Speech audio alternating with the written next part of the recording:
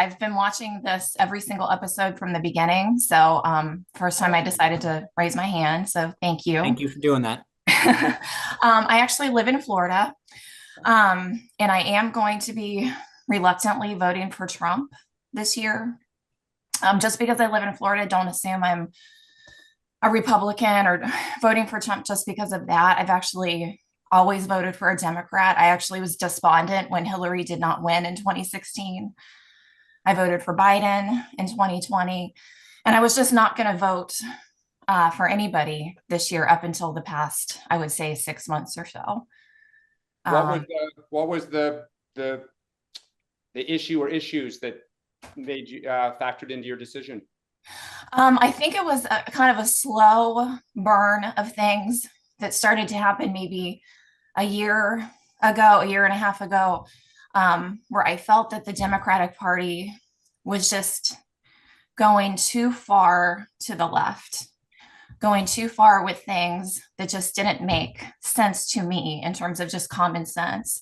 It started with cancel culture, the real kind of bearing down on identity politics, the gender thing, not being able to define what a woman is,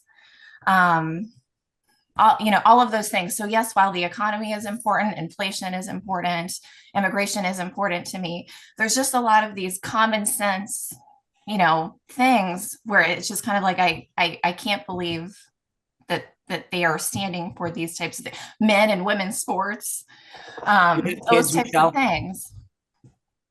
Michelle, do you have children? I do.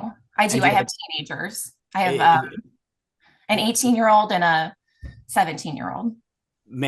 Boy or girl? Boy and girl. Okay.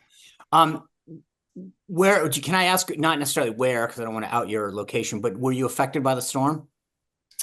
Not like most people in Florida. We live in the Tampa Bay area, so we were in the line of sight. So we did get a lot of just debris and flooding in our area, but nothing anywhere near what's, is being.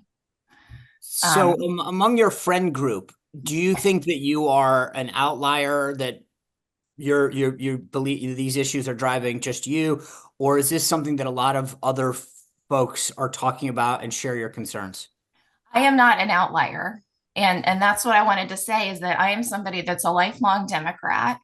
I'm registered as a Democrat.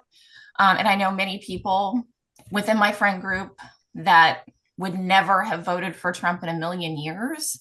And now they feel like they have no choice. And it's not, and I just wanted to say, it's not that I support Trump or that I love Trump or that I'm a Trump fan. It's almost that I would vote for anything that is against the other side right now, because, I could make a list of just some of the things I just mentioned that I just can't support. So last question for you. The Democrats have made abortion a massive issue with voters like you. How does that factor into your decision making? It doesn't. And I hate to say that, because when Roe versus Wade was overturned, that day that happened, I don't know that I broke into tears, but I wanted to. I'm definitely pro-choice. That is an important issue for me. I never thought that could happen. But what I feel is that while abortion is important, there are 17 other things that are currently more important than that. And it takes precedence. So abortion would be way down on the list amongst all these other things that I feel are just way more important, just in terms of just things that are affecting my life. Not only my life, but other people's lives, children's lives. That to me is more important. So abortion, that might have won elections 2 years ago, 4 years ago for the Democrats, but right now there are so many other things that are more important. And I just wanted to speak up, because I'm just your typical suburban mom, actual Democrat. And everybody that I talk to in my friend group, whether I work with them, I'm friends with them, and not just in Florida, I have family in California. I know people in other states, and we all feel the same way. Well, first, yeah, you're an excellent spokesperson here. Thank you for coming on and sharing. Look, I'll say, obviously the Trump campaign would agree with you. They're running ads on these issues. I think some of these ads are really good.